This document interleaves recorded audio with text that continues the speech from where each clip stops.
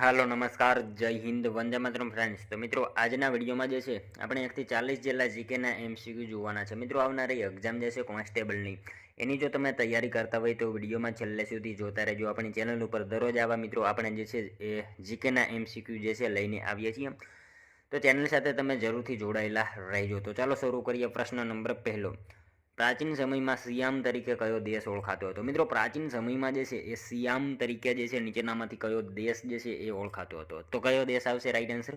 Thailand આવશે. અહીંયા option B right answer બની જશે. ખાસ યાદ રાખજો, પ્રાચીન સમયમાં સિયામ તરીકે કયો દેશ? તો થાઈલેન્ડ જે છે એ સિયામ તરીકે ઓળખાતો હતો. ખાસ યાદ રાખજો.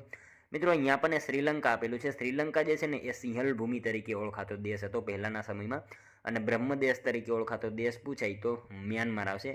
એના વિશે પણ આપણને ખ્યાલ હોવો જોઈએ.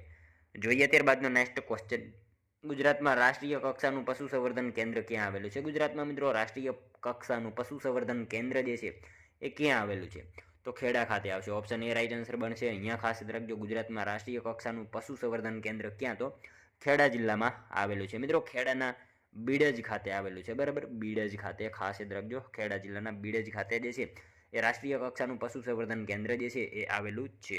ત્યારબાદનો next question, Indian council of medical research ક્યાં આવેલ છે? Indian council of medical research જે છે એ ક્યાં આવશે? દિલ્હી ખાતે આવશે. ઓપ્શન બી રાઈટ આન્સર આપણો બની જશે. Indian council of medical research ક્યાં? તો દિલ્હી ખાતે આવેલું છે. મિત્રો Indian council of medical research નવી દિલ્હી ઈસવીસન 1911માં જે છે ઇન્ડિયન રિસર્ચ ફંડ એસોસિએશનની સ્થાપના થઈ હતી. એ સંસ્થા 20 ડિસેમ્બર 1949ના રોજ Indian council of medical research તરીકે અસ્તિત્વમાં આવી હતી. બરાબર, એ બાબત આપણને ખ્યાલ હોવી જોઈએ. ત્યારબાદનો ક્વેશ્ચન જોઈએ ચોથો, ઝીરો લાઇન તરીકે ઓળખાતી સીમા ભારતના કયા રાજ્ય સાથે જોડાયેલી છે? ઝીરો લાઇન તરીકે ઓળખાતી સીમા જે છે ભારતના કયા રાજ્ય સાથે જોડાયેલી છે? તો ત્રિપુરા રાજ્ય સાથે જોડાયેલી છે. ખાસ યાદ રાખજો, ઓપ્શન સી રાઈટ આન્સર અહીંયા બની જશે. ઝીરો લાઇન તરીકે ઓળખાતી સીમા જે છે ભારતના કયા રાજ્ય સાથે? તો ત્રિપુરા રાજ્ય સાથે ઝીરો લાઇન તરીકે ઓળખાતી સીમા જે છે એ જોડાયેલી છે. ખાસ યાદ રાખજો. મિત્રો તમે વિડીયોમાં છેલ્લે સુધી જોતા રહેજો. આપણે છેલ્લે લાસ્ટમાં એક 41મો ક્વેશ્ચન રાખેલો છે જેનો આન્સર તમારે કોમેન્ટમાં જણાવવાનો રહેશે, તો વિડીયોમાં તમે છેલ્લે સુધી જોતા રહેજો. ત્યારબાદનો ક્વેશ્ચન જોઈએ પાંચમો, સ્વપ્ન સિદ્ધિની શોધમાં આત્મકથા કોની છે? સ્વપ્ન સિદ્ધિની શોધમાં આ એક આત્મકથા છે. કોની છે નીચેનામાંથી? તો કનૈયાલાલ મુનશીની છે. ખાસ યાદ રાખજો, ઓપ્શન બી રાઈટ આન્સર અહીંયા બની જશે આપણો. સ્વપ્ન સિદ્ધિની શોધમાં આ આત્મકથા કોની? તો કનૈયાલાલ મુનશીની છે.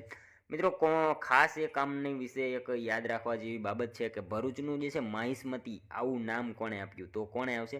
કનૈયાલાલ મુનશીએ જે છે ભરૂચને શું નામ? તો માહિષ્મતી એવું નામ આપેલું હતું. એ આપણને ખાસ ખ્યાલ હોવો જોઈએ. મિત્રો તમને વિડીયો ગમતો હોય તો એક લાઇક કરજો. અમે તમારી પાસે માત્ર એક લાઇકની આશા રાખીએ છીએ, તો એક લાઇક તમે જરૂર કરી દેજો. ત્યારબાદનો ક્વેશ્ચન જોઈએ, આવાસીઓના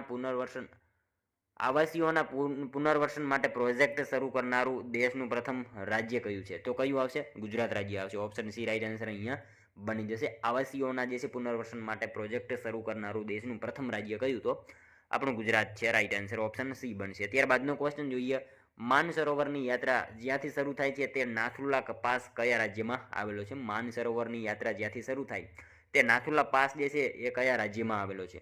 તો કયા રાજ્યમાં આવેલો છે?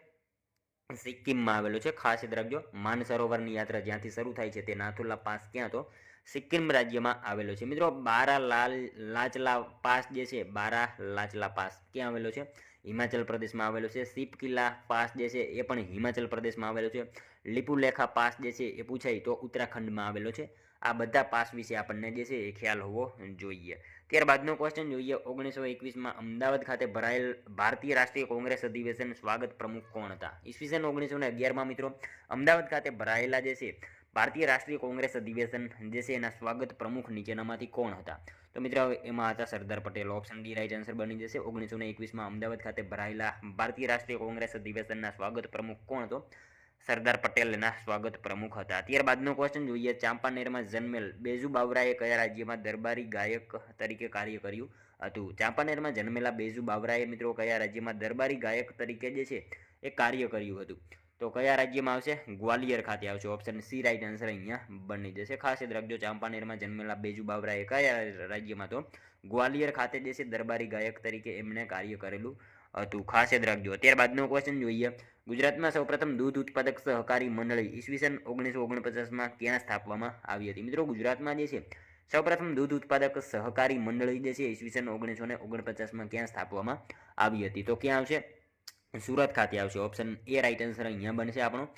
ગુજરાતમાં સૌપ્રથમ દૂધ ઉત્પાદક સહકારી મંડળી ક્યાં? તો સુરત ખાતે 1949માં જે છે સ્થાપવામાં આવેલી હતી. મિત્રો સુરતના 84 ખાતે, બરાબર, ખાસ યાદ રાખજો, સુરતના 84 ખાતે જે છે એ સ્થાપવામાં આવી હતી. જો પ્રશ્ન એમ પૂછાય કે ગુજરાતની પ્રથમ સૌર સંચાલિત મંડળી જે છે એ ક્યાં આવશે? તો ખેડાનું ઢુંઢી ખાતે આવશે. એના વિશે પણ આપણને ખ્યાલ હોવો જોઈએ. ત્યારબાદનો ક્વેશ્ચન જોઈએ. નિઝર તાલુકો ગુજરાતના કયા જિલ્લામાં આવેલો છે? નિઝર તાલુકો મિત્રો ગુજરાતના કયા જિલ્લામાં આવેલો છે? તો કયા જિલ્લામાં આવશે? તાપી જિલ્લામાં આવશે. ઓપ્શન એ રાઈટ આન્સર બની જશે. અહીંયા ખાસ રાખજો, નિઝર તાલુકો જે છે એ ગુજરાતના કયા જિલ્લામાં? તો તાપી જિલ્લામાં જે છે એ આવેલો છે. ત્યારબાદનો ક્વેશ્ચન જોઈએ. નિયંત્રક મહાલેખા પરીક્ષકના પગાર અને સેવાની બીજી શરતો કોણ નક્કી કરી શકે છે? નિયંત્રક મહાલેખા પરીક્ષકના મિત્રો પગાર અને સેવાની બીજી શરતો જે છે એ કોણ નક્કી કરી શકે? તો કોણ આવશે? સંસદ નક્કી કરી શકે છે. ખાસ યાદ રાખજો, નિયંત્રક મહાલેખા પરીક્ષકના પગાર અને સેવાની બીજી શરતો કોણ? તો સંસદ જે છે એ નક્કી કરી શકતા હોય છે. ખાસ યાદ રાખજો. ત્યારબાદનો ક્વેશ્ચન જોઈએ.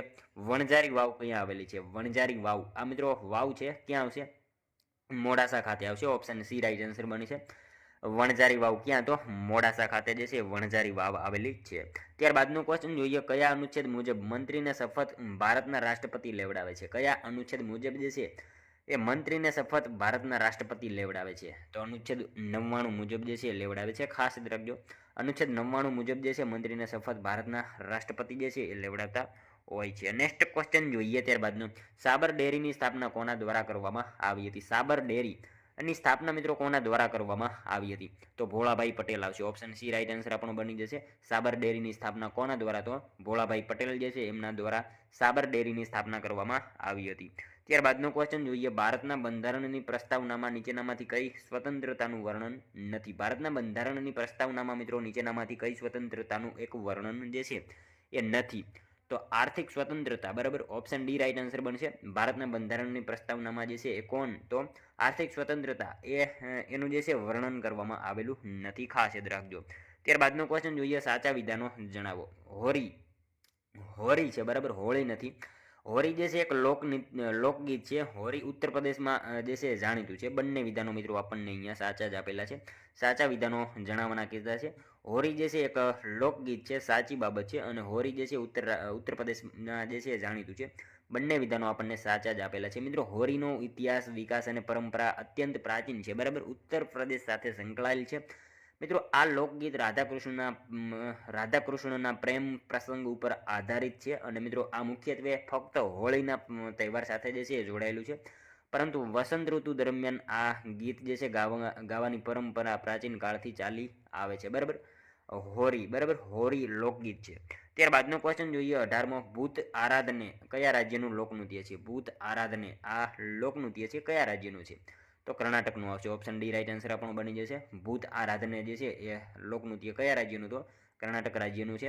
મિત્રો ભૂત આરાધનેનો અર્થ શું થાય? તો રાક્ષસોની પૂજા, બરાબર, રાક્ષસોની પૂજા. ભૂત આરાધને અથવા તો રાક્ષસની પૂજા કર્ણાટક લોકનૃત્યનો એક પ્રકાર છે. નૃત્યકાર પર જાણે કે કોઈ આત્માએ કબજો કર્યો હોય તેમજ જે છે નૃત્યકારની ઉન્માદી થઈને જે છે નૃત્ય કરતા હોય છે. અને કર્ણાટકના દરિયા કિનારાના વિસ્તારોમાં જે છે આ નૃત્ય વધુ પ્રમાણમાં જોવા મળે છે. ખાસ યાદ રાખજો. ત્યારબાદનો ક્વેશ્ચન જોઈએ.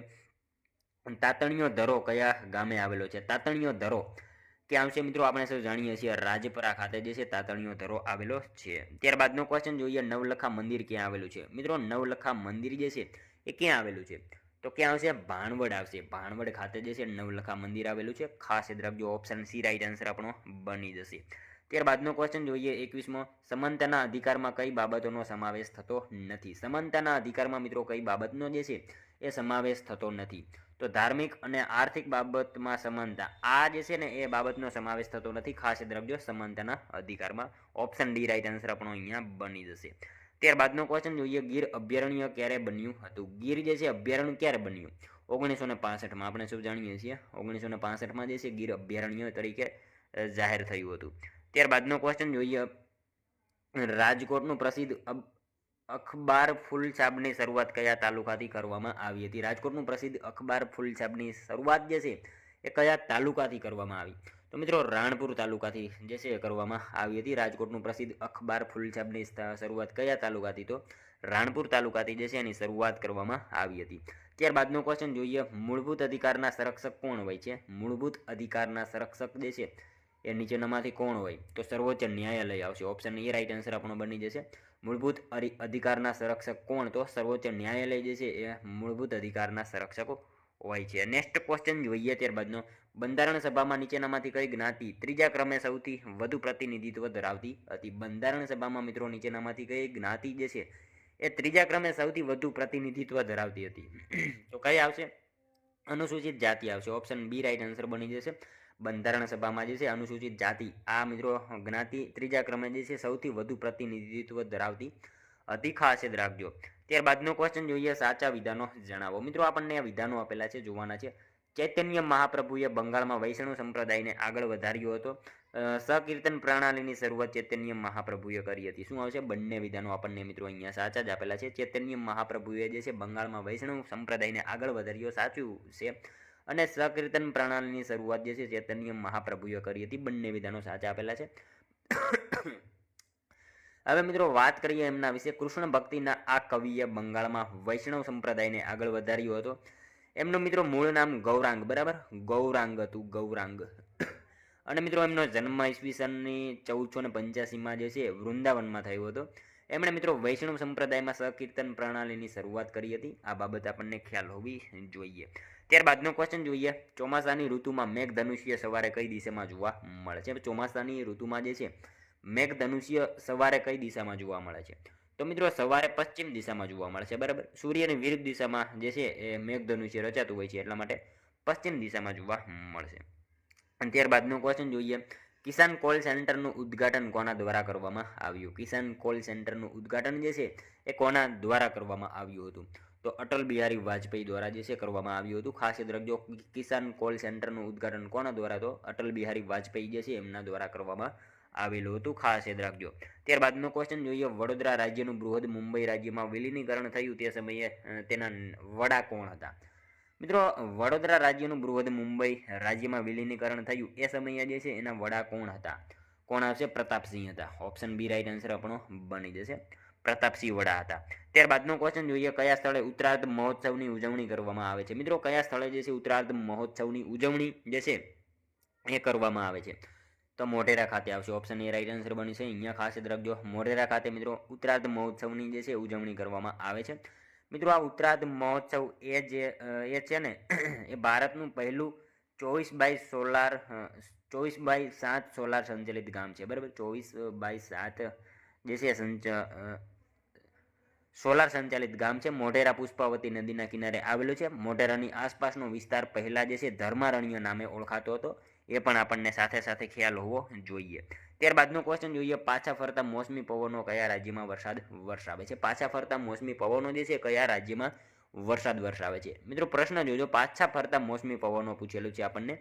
પાછા ફરતા મોસમી પવનો એટલે એની ઋતુ કઈ થશે? સમયગાળો કયો થશે? ઓક્ટોબર નવેમ્બર, બરાબર. તમિલનાડુમાં જે છે એ વરસાદ વરસાવે છે. ખાસ યાદ રાખજો, પાછા ફરતા મોસમી પવનો જે છે કયા રાજ્યમાં? તો તમિલનાડુ જે છે એ રાજ્યમાં વરસાદ જે છે એ વરસાવે છે. ત્યારબાદનો ક્વેશ્ચન જોઈએ, બોમ્બ બનાવવાની વિગતો દર્શાવતું દેશી વનસ્પતિની દવાઓ નામનું પુસ્તક કોણે લખ્યું છે? બોમ્બ બનાવવાની મિત્રો વિગતો દર્શાવતું દેશી વનસ્પતિની દવાઓ નામનું પુસ્તક જે છે એ નીચેનામાંથી કોણે લખ્યું છે? નરસિંહ પટેલ, બરાબર, એમણે લખેલું છે. ખાસ યાદ રાખજો.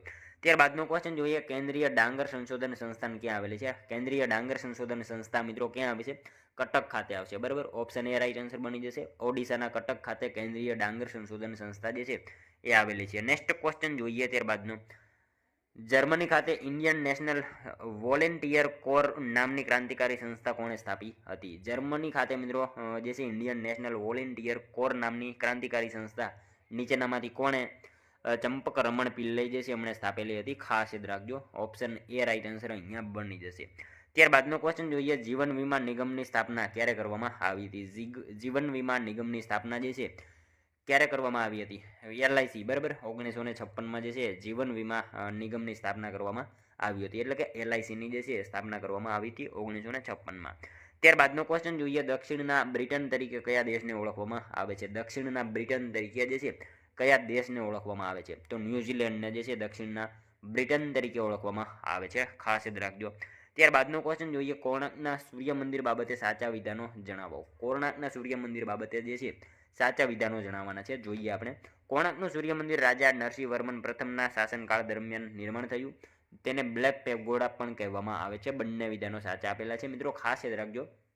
કોણાર્કના સૂર્ય મંદિર બાબતે સાચા વિધાનો, બંને વિધાનો સાચા આપેલા છે. કોણાર્કનું સૂર્ય મંદિર જે છે રાજા નરસિંહવર્મન પ્રથમના જે છે શાસનકાળ દરમિયાન નિર્માણ થયું હતું અને એને બ્લેક પેગોડા પણ કહેવામાં આવે છે. બંને વિધાનો આપણને સાચા જ આપેલા છે. ઓડિશા રાજ્યમાં આવેલું કોણાર્કનું સૂર્ય મંદિર ગંગવંશના શાસક નરસિંહવર્મન પ્રથમ દ્વારા જે છે વર્ષ, ખાસ યાદ રાખજો, 1238 થી 1250 દરમિયાન જે છે એ નિર્માણ થયું હતું. અને મિત્રો ભારતનું સૌથી મોટું સૂર્ય મંદિર છે જે ભગવાન સૂર્યને સમર્પિત છે. અને મિત્રો આ મંદિર કાળા પથ્થરમાંથી બનેલું હોવાના કારણે તેને બ્લેક પેગોડા તરીકે પણ ઓળખવામાં આવે છે. અને મિત્રો આ મંદિરમાં જે છે ભગવાન સૂર્ય 7 ઘોડાવાળા રથને ચલાવી રહ્યા હોય એવી પ્રતિકૃતિ છે, બરાબર. આ બાબત આપણને ખ્યાલ હોવી જોઈએ, ખાસ યાદ રાખજો. ત્યારબાદનો ક્વેશ્ચન જોઈએ, નીચેનામાંથી કોણે શાહજહાં મોહમ્મદ આઝમને લખેલા પત્રમાં ગુજરાતને હિન્દનું આભૂષણ ગણાવ્યું હતું? નીચેનામાંથી મિત્રો કોણે શાહજહાં મોહમ્મદ આઝમને લખેલા પત્રમાં ગુજરાતને જે છે એ હિન્દનું આભૂષણ ગણાવ્યું હતું? તો કોણે આવશે? ઔરંગઝેબે જે છે એ ગણાવ્યું હતું, ખાસ યાદ રાખજો. ત્યારબાદનો ક્વેશ્ચન જોઈએ, કયા રોગને હાઇડ્રોફોબિયા તરીકે ઓળખવામાં આવે છે? કયા રોગને હાઇડ્રોફોબિયા તરીકે પણ ઓળખવામાં આવે છે? તો મિત્રો હડકવા આવશે. ઓપ્શન સી રાઈટ આન્સર બનશે. હડકવા જે છે એ રોગને હાઇડ્રોફોબિયા તરીકે પણ ઓળખવામાં આવે છે. મિત્રો હડકવા રોગ જે છે શેનાથી થાય છે? તો વાયરસથી થતો રોગ છે, બરાબર. એ પણ આપણને ખ્યાલ હોવો જોઈએ. હડકવા શેનાથી? તો વાયરસથી થતો રોગ છે. કયા વાયરસથી? તો રેબિઝ નામના વાયરસથી જે છે એ હડકવા નામનો રોગ થતો હોય છે. અને મિત્રો હડકવા થાય ને એ દર્દીને પાણીનો ભય જે છે એ સતાવતો હોય છે, પાણીનો ડર લાગતો હોય છે, બરાબર. ત્યારબાદનું ક્વેશ્ચન જોઈએ 40મો, સૌને કાયદાનું સમાન રક્ષણ એ સિદ્ધાંત કયા દેશ પાસેથી લેવામાં આવ્યો છે? સૌને કાયદાનું સમાન રક્ષણ, આ જે છે સિદ્ધાંત કયા દેશ પાસેથી લેવામાં આવેલો છે? તો અમેરિકા દેશ પાસેથી લેવામાં આવેલો છે, ખાસ યાદ રાખજો. સૌને કાયદાનું સમાન રક્ષણ, આ સિદ્ધાંત કયા દેશ પાસેથી? તો અમેરિકા પાસેથી લેવામાં આવેલો છે. મિત્રો જોઈએ હવે ત્યારબાદનો લાસ્ટ 41મો ક્વેશ્ચન, જેનો આન્સર તમારે જે છે કોમેન્ટમાં જણાવવાનો રહેશે, બરાબર. ઈસવીસન 1980માં દાંડીકૂચ સત્યાગ્રહ દરમિયાન સરદાર પટેલની રાસ ગામેથી જે છે ધરપકડ કરવામાં આવી હતી. એ ગામ કયા તાલુકામાં આવેલું છે? મિત્રો સાવ ઇઝી ક્વેશ્ચન છે. ઈસવીસન 1980માં દાંડીકૂચ સત્યાગ્રહ દરમિયાન સરદાર પટેલની જે છે રાસ ગામેથી ધરપકડ કરવામાં આવી હતી. આપણે સૌ જાણીએ છીએ, બરાબર. તો આ રાસ ગામ જે છે કયા તાલુકામાં આવેલું છે? અહીંયા આપણને ઓપ્શન આપેલા છે. એમાંથી મિત્રો તમારે કોમેન્ટમાં આનો એક આન્સર જણાવવાનો છે. આ રાસ ગામ જે છે કયા તાલુકામાં આવેલું છે, બરાબર. સાવ ઇઝી ક્વેશ્ચન છે. અને મિત્રો સાથે સાથે આ 40માંથી તમારા કેટલા સાચા પડ્યા એ પણ તમારે કોમેન્ટમાં જણાવવાનું રહેશે. તો મિત્રો આ તો વિડીયો, તમને જો વિડીયો પસંદ આવ્યો હોય તો એક લાઇક કરજો, તમારા મિત્રો જોડે શેર કરજો, જેથી એમને પણ ઉપયોગી બને. અને આપણી ચેનલ ઉપર જો તમે નવા હોય તો ચેનલને ખાસ સબસ્ક્રાઈબ કરી લેજો. દરરોજ આપણી ચેનલ ઉપર આવા જીકેના વિડીયો જે છે તમને જોવા મળશે. તો મળશું હવે આપણે કાલે બીજા વિડીયોમાં. ત્યાં સુધી જય હિન્દ, વંદે માતરમ.